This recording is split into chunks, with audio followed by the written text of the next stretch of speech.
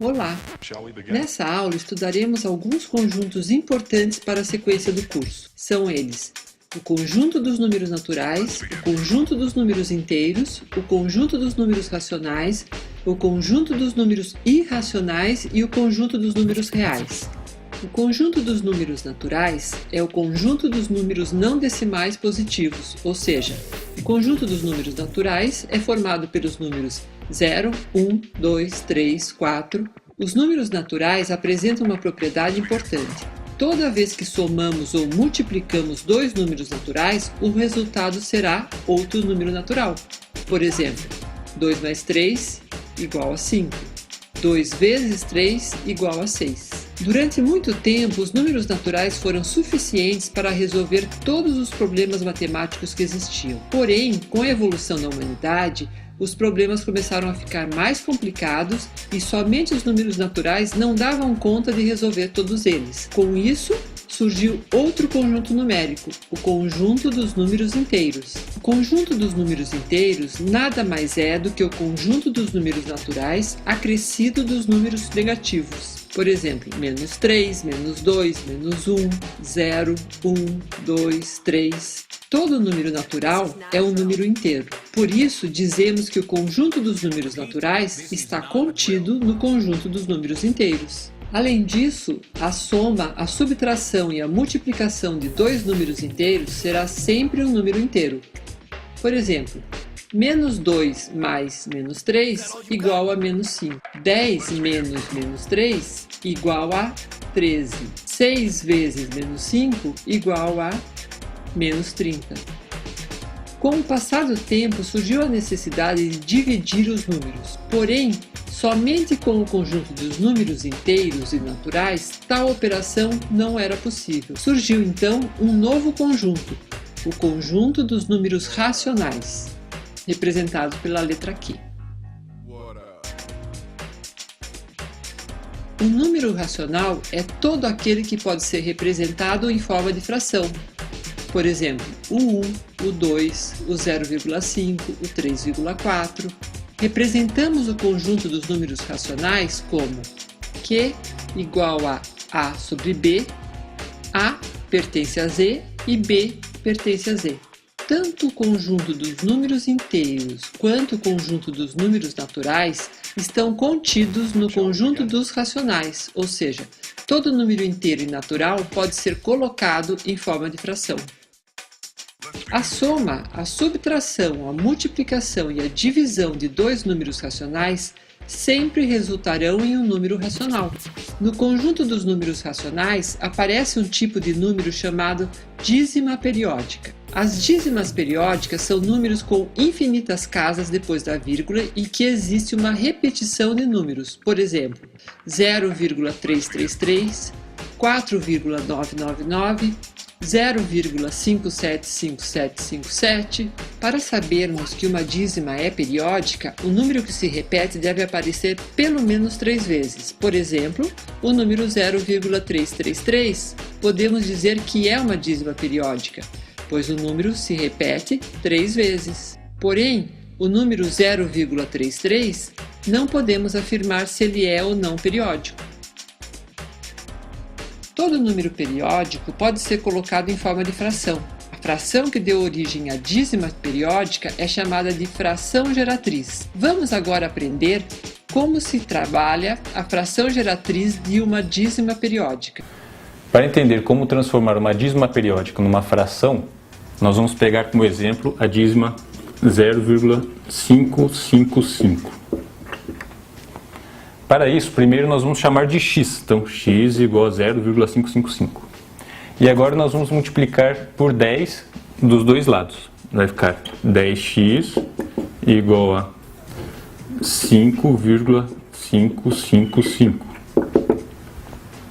O objetivo aqui é deixar somente os números que se repetem do lado direito da vírgula e do lado esquerdo da vírgula, pelo menos uma vez o número que se repete. Não faz muito sentido isso que eu estou falando agora, porque aqui só tem número que se repete, mas no próximo exemplo vai ficar mais claro. Agora nós vamos subtrair o 10x igual a 5,555 com o x igual a 0,555. Então 10x menos x igual a 0,555. É importante colocar a vírgula embaixo da vírgula. 10x menos x é 9x.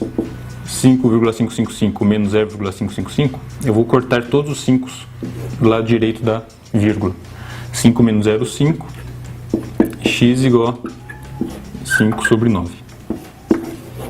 5 nonos é a fração geratriz da dízima 0,555. Vamos ver outro exemplo agora.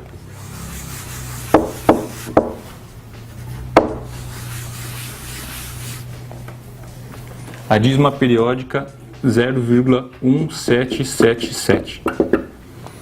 Observamos aqui que a dízima é o número 7, é o número 7 que está se repetindo. Então, primeiramente, nós vamos chamar de x.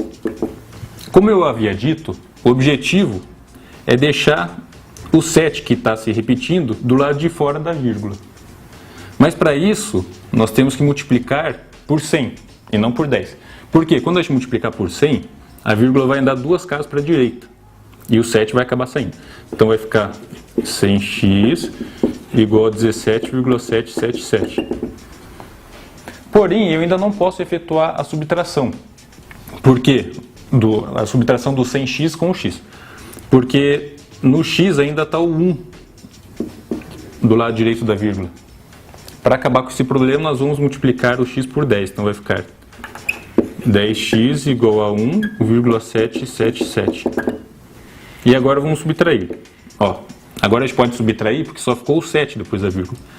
Então vai ficar 10x menos x, 90x. Esses 7 todos vão ser cortados. 17 menos 1, 16.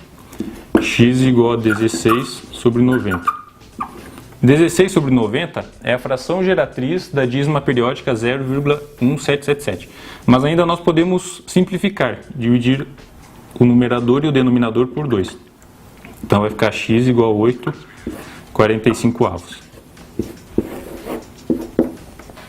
Existem alguns números que não são possíveis de serem colocados em forma de fração. São as dízimas não periódicas, ou seja, números decimais que têm infinitas casas depois da vírgula, mas não há uma periodicidade em tais números. Por se tratarem de dízimas não periódicas, não é possível colocá-las em forma de fração. Assim, elas não podem fazer parte do conjunto dos números racionais. Para resolver esse problema, os matemáticos criaram o conjunto dos números irracionais.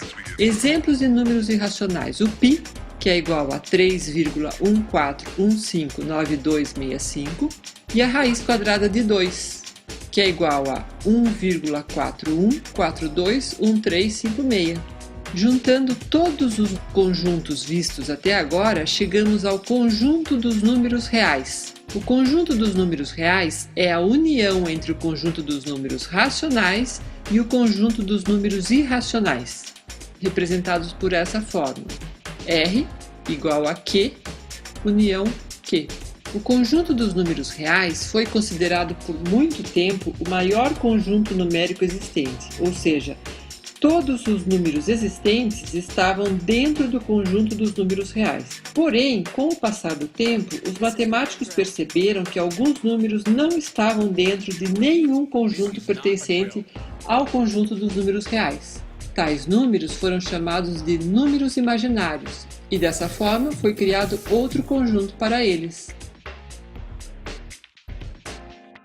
Tal conjunto é o conjunto dos números complexos, que será estudado em aula futura. Para finalizar a presente aula, veremos agora alguns símbolos utilizados com frequência no estudo dos conjuntos. Um deles já apareceu nessa aula, é o Z com asterisco.